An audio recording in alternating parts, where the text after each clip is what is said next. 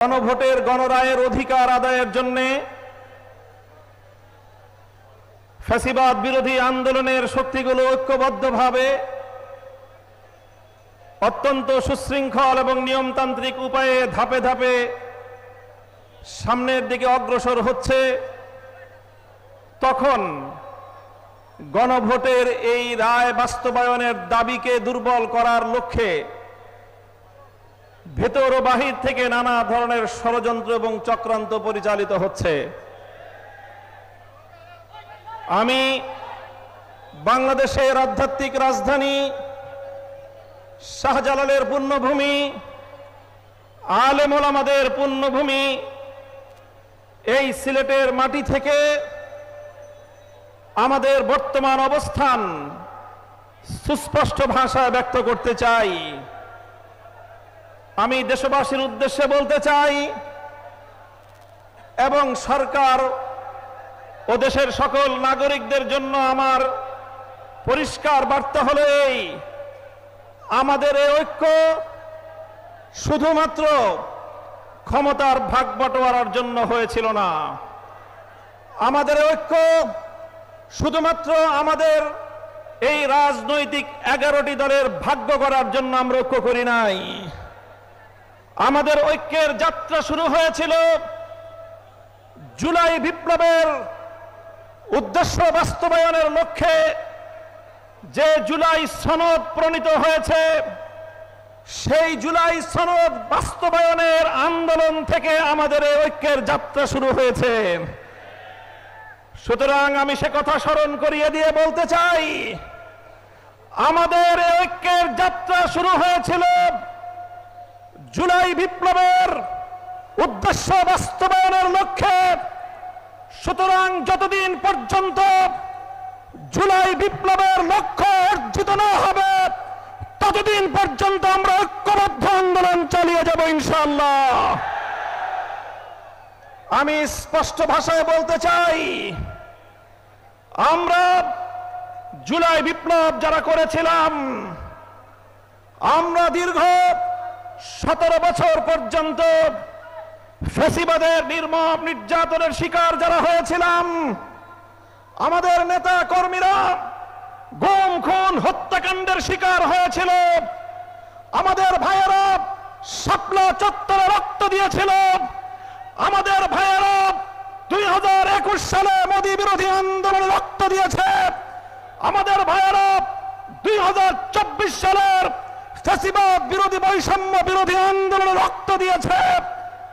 প্রায় 1.5 সহস্র শহীদের রক্ত বিধৌত বিপ্লব, 30,000 জুলাই যোদ্ধা হত।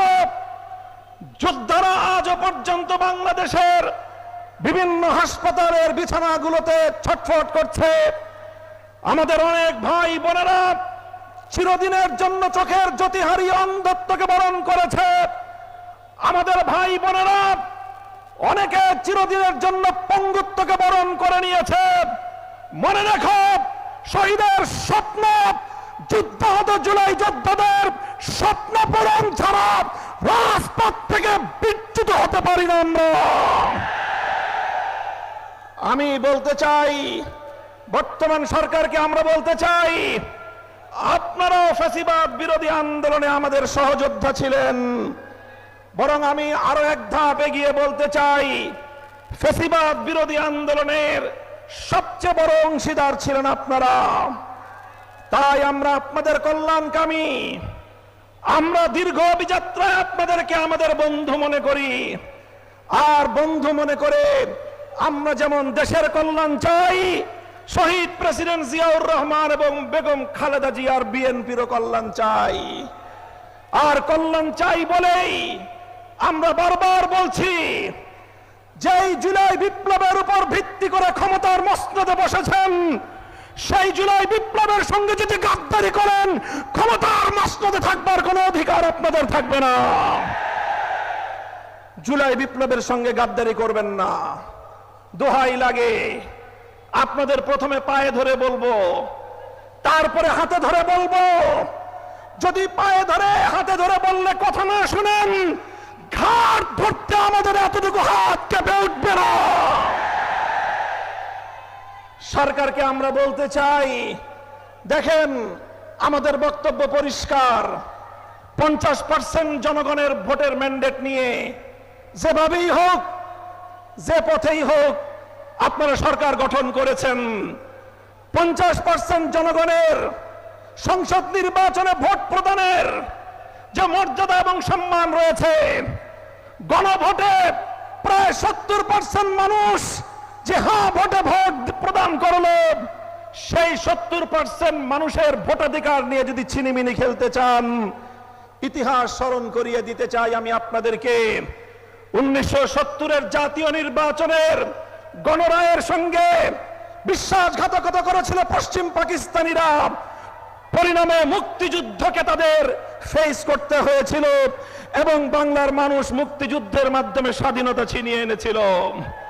স্বৈরাচারী ফ্যাসিবাদী শেখ হাসিনা 2014 সালে বিনা ভোটের সরকার, 18 সালে রাতের ভোটের সরকার, 24 সালে আমির সরকারের মাধ্যমে জনগণের ভোটাধিকার কেড়ে নেওয়ার চেষ্টা করেছিল।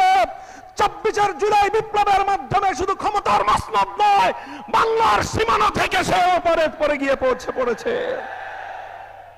আপনাদেরকে বলতে চাই, 70% জনগণের এই ম্যান্ডেটের সঙ্গে যদি আপনারা বিশ্বাসঘাতকতার এই ধারা অব্যাহত রাখেন, আপনাদের পরিণাম পশ্চিম পাকিস্তানি স্বৈর গোষ্ঠী এবং শেখ হাসিনার চেয়ে ভিন্ন কিছু হওয়ার কথা নয়। আপনারা গণভোটের রায়টা কার্যকর করেন, ভালো হবে আপনাদের। দেশের মানুষকে সম্মান দেখান। আপনারা আমাদের কথা শুনবেন এক সময়। তবে বাংলাদেশে একটা কথা আছে, একটা প্রাণীর কথা, যে পানি খায় তবে ঘোলা করে খায়। আমি সেই প্রাণীটার নাম বলতে চাইলাম না। আপনাদেরকে যদি প্রশ্ন করি, জানেন পানি ঘোলা করে কোন প্রাণী খায়? আমরা বলেছিলাম এই চুপ করে রাখেন না। আমরা বলেছিলাম শেখ হাসিনার লেসপেন্সার চুপ বাংলাদেশের রাষ্ট্রপতির ক্ষমতার মস্তদে থাকতে পারে না। কথাটা ভালো লাগে নাই? কথাটা ভালো লাগে নাই আপনাদের? আজ যখন সে রাষ্ট্রপতির মসনদে বসে আপনাদেরকে ছবল মারতে উদ্যত হয়েছে, তখন স্পিকারকে 24 ঘন্টার নোটিশে হাসপাতাল থেকে ডেকে এনে সেই চুপ্পুকে আপনারা বিদায় করলেন। সেই তো পানি খেলেন, সেই তো জলটা খেলেন, ঘোলা করার পরে খেলেন। এখনো বলছি, গণভোটের গণরায় মেনে নিন, জুলাই সনদ অক্ষরে অক্ষরে বাস্তবায়ন করুন। জনগণ যেভাবে হ্যাঁ ভোটে ম্যান্ডেট প্রদান করে জুলাই সনদ বাস্তবায়নের জন্য সংবিধান সংস্কার পরিষদ গঠনের যে ম্যান্ডেট দিয়েছে, সেই সংবিধান সংস্কার পরিষদ গঠন করুন। অন্যথায় রাজপথে আপনাদেরকে আমরা মোকাবেলা করব ইনশাআল্লাহ। আমাদের এই আন্দোলন জুলাই বিপ্লবের স্বপ্ন পূরণের আন্দোলন। আমাদের এই আন্দোলন জনগণের গণভোটের রায় বাস্তবায়নের আন্দোলন। আমাদের এই আন্দোলন বাংলাদেশকে রক্ষা করার আন্দোলন। আমাদের এই আন্দোলন ১৫০০ শহীদের রক্তের সঙ্গে শপথ রক্ষা করার আন্দোলন। আমাদের এই আন্দোলন ৩০,০০০ যুদ্ধাহত জুলাই যোদ্ধাদের স্বপ্ন পূরণের আন্দোলন। এই আন্দোলনে থাকবেন আপনারা। ইনকিলাব ইনকিলাব ইনকিলাব ইনকিলাব, গোলামি না আজাদি, গোলামি না আজাদি।